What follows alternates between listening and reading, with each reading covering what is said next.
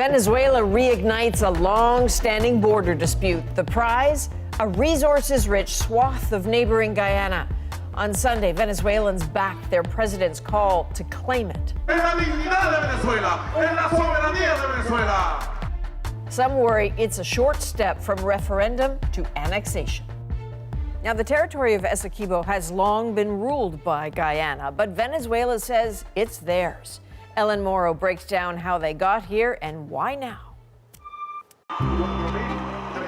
Venezuela just voted yes in a referendum to take over a huge chunk of land from its neighbor, Guyana, in a dispute that's been going on for more than a century.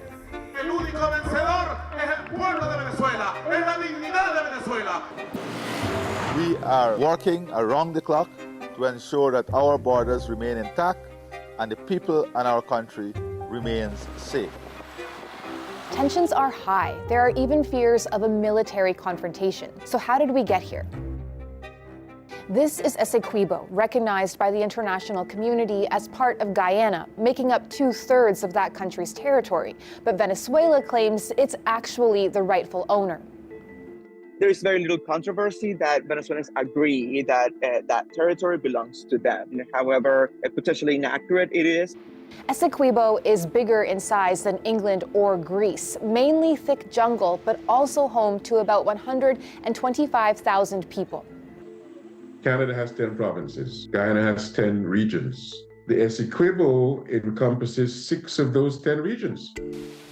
Essequibo is also rich in resources. In 2015, massive oil reserves were found just offshore, intensifying the standoff. Most of the country's gold is there. The manganese is there. The bauxite is there. The uranium is there. The precious metals are there. The oil is there. Venezuela argues that Essequibo was part of it under Spanish colonial rule, but the territory was also claimed by the British, who ruled Guyana. An international tribunal in 1899 decided in British Guyana's favor, but Venezuela called that decision fraudulent. In 1966, there was the Geneva Agreement to revisit the dispute, but there was still no resolution. In 2018, Guyana asked the International Court of Justice to settle the matter once and for all. But that decision is still likely years away. Enter Venezuelan President Nicolás Maduro, campaigning hard ahead of the referendum. Nosotros estamos resolviendo por la vía constitucional, pacífica y democrática, un despojo imperial de 150 años. But observers say the vote over Essequibo is just as much about domestic politics. It has several objectives. I think the most important one is to rally behind a sort of nationalist sentiment. Maduro is under pressure. Years of economic and political crises, food and medicine shortages have made life in Venezuela very difficult. Presidential elections are set for next year. If they're free and fair, like the international community is demanding, analysts argue Maduro would likely lose power. Stirring up a geopolitical crisis, they say, may be his way of trying to hold on. Having an excuse that could unite the Venezuelan people around a leader and around its armed forces, for example, to either bar candidates from participating or from potentially even, postponing the elections.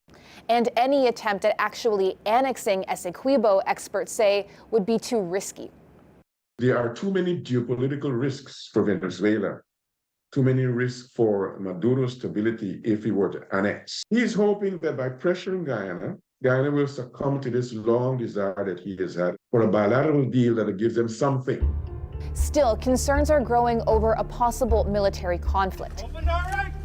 Guyana has hosted American soldiers helping to train its military. The country's president was at a flag raising over the Essequibo jungle ahead of Venezuela's vote, urging Venezuela to stay away. Neighboring Brazil has sent troops to its borders with Venezuela and Guyana, trying to deter any escalation. It's unclear what Venezuela's next steps will be, but the International Court of Justice ordered it not to do anything that would further upset the status quo. So, Ellen, a yes vote. Now what?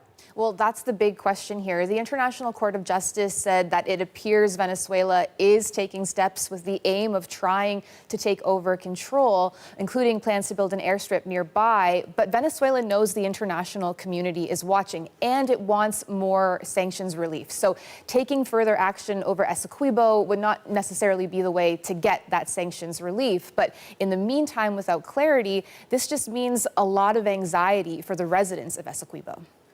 All right, Ella Morrow, thank you. You're welcome. Coming up, there are big cuts coming to CBC and Radio Canada. There isn't one area that won't be touched. What it means for the programs you watch in the future of the public broadcaster. My interview with CEO and President Catherine Tait next.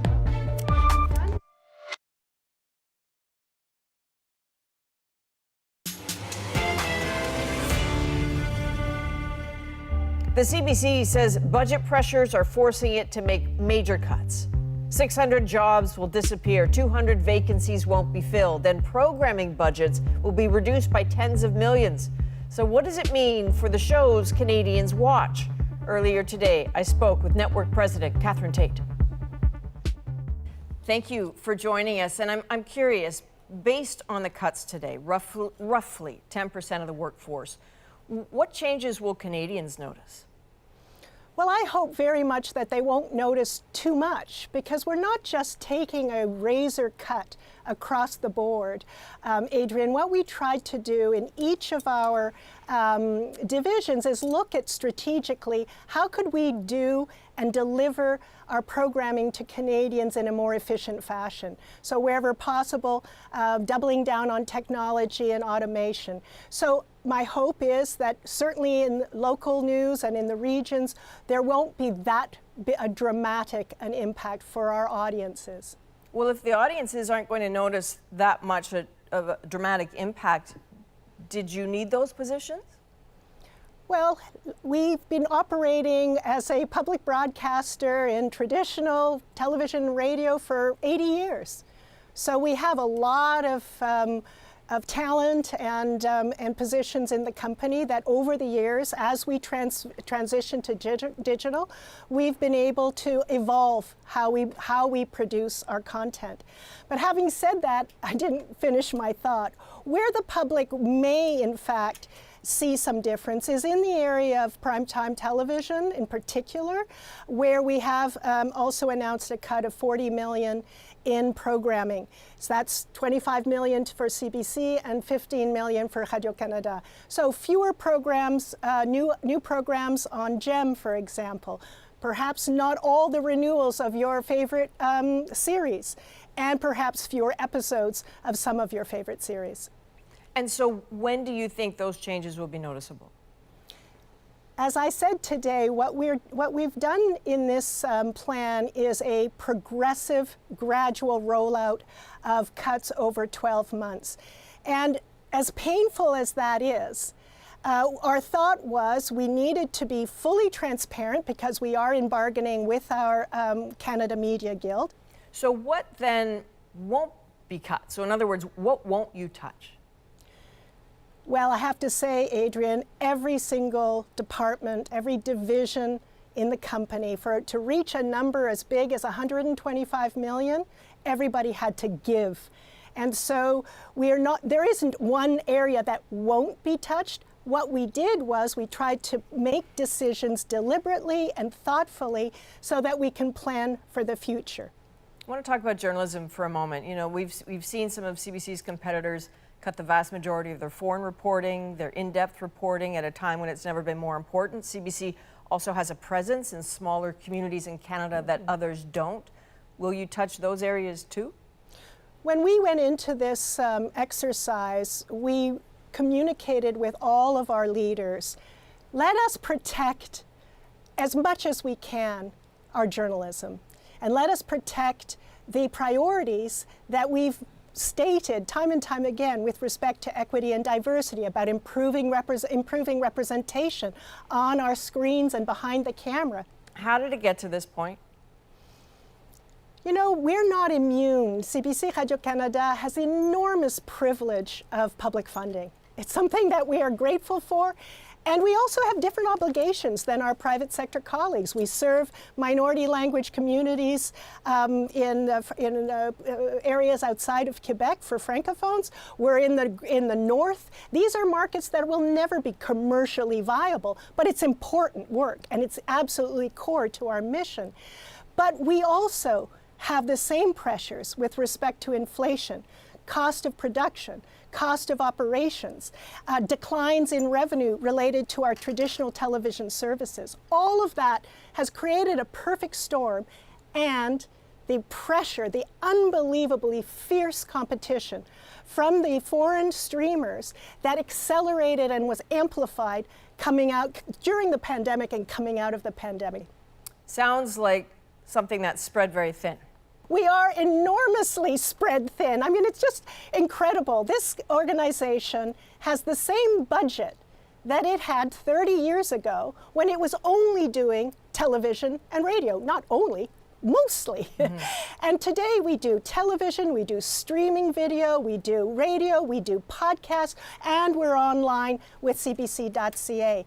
So we have incredibly expanded because we had to. We had to go where the audience was going.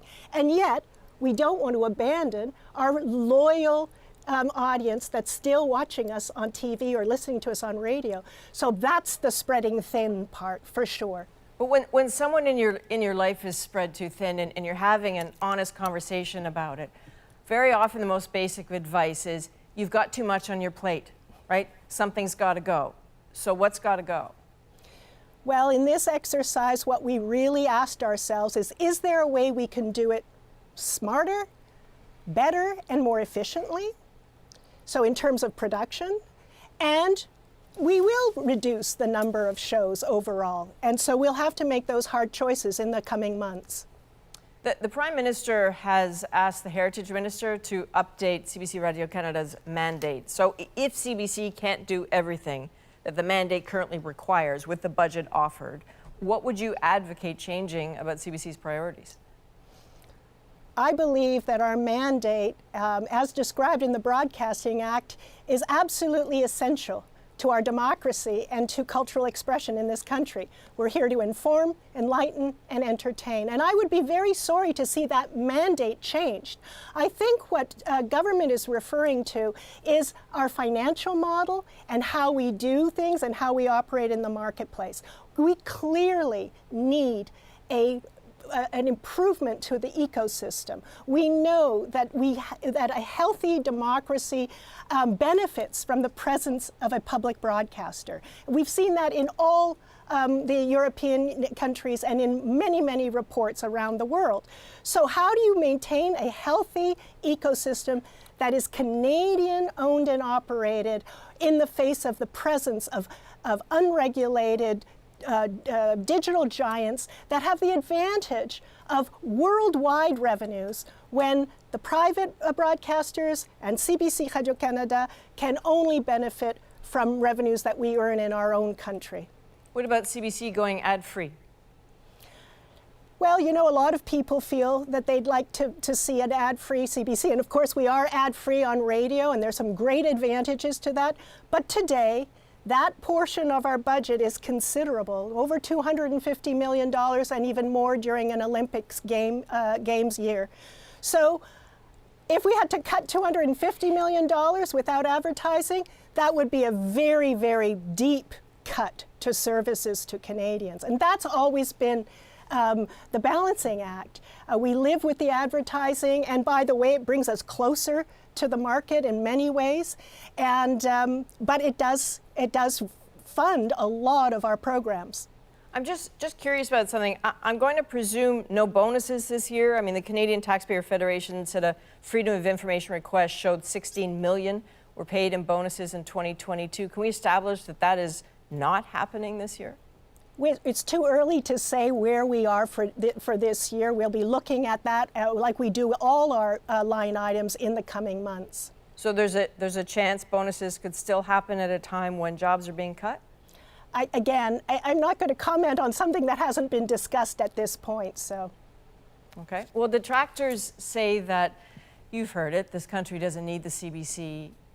Won't a CBC that's able to do less in a way make the case for them? I believe that Canadians, and I know that 75% of Canadians still consider CBC a trusted source of credible news. And about the same percentage, that is the majority of Canadians, believe that CBC is good value for money. At $33 per capita annually, that's about a dime a day that Canadians are paying for CBC Radio-Canada. The lowest financed public broadcaster among the 17 that are measured in Western democracies today. So I honestly believe the work that we have to do here at the CBC Radio-Canada over the coming months is to make it clear to Canadians to stand up for the public broadcaster that they depend on. We saw that during the evacuation in Yellowknife, during the crisis, the climate crisis throughout this summer, and in the Israeli-Gaza conflict, and in the Ukraine. Without the presence of your public broadcaster, what would we have? What other service would connect the country coast to coast to coast in both official languages, in 8 Indigenous languages, the way CBC Radio-Canada does? All right, Catherine Tait, thank you. Thank you. Now, the Prime Minister has tasked the Heritage Minister with updating CBC Radio-Canada's mandate. And today, Pascale Saint-Onge said she hopes to start that process as soon as possible and says it's a discussion she needs to have with Canadians. Coming up, the escaped kangaroo that resisted arrest.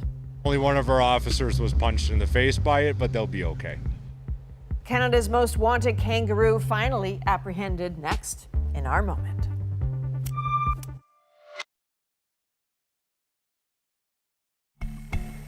Some relief tonight after a lengthy search for an escaped kangaroo finally came to an end. Police near Oshawa, Ontario, east of Toronto, wrangled the roo early this morning.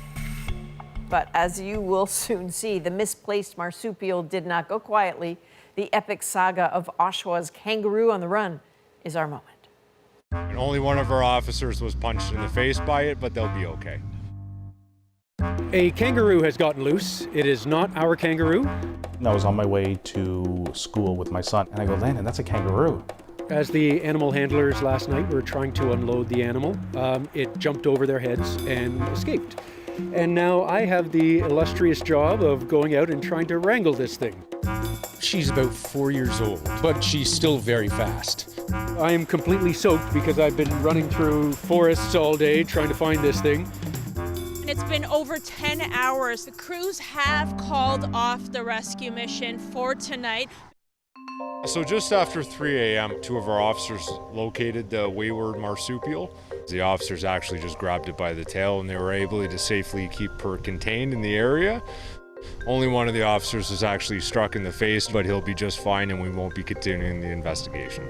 That's kangaroos for you. Just a sense of relief. She's tired, she's hungry, and no injuries at all. This is nice, and ultimately, saving a kangaroo's life. And you grabbed the kangaroo by the tail. No wonder she punched you in the face. So everyone is happy that the officer is okay, the kangaroo is okay, taking a little bit of a rest at the Oshawa Zoo before continuing on to a Quebec zoo. Lots of conversation online about animal welfare and lots of relief that she's all right. For all of us here at The National, thank you for being with us. You can watch anywhere, anytime on the free CBC News app and subscribe to The National's YouTube channel. I'm Adrienne Arsenault. Take care.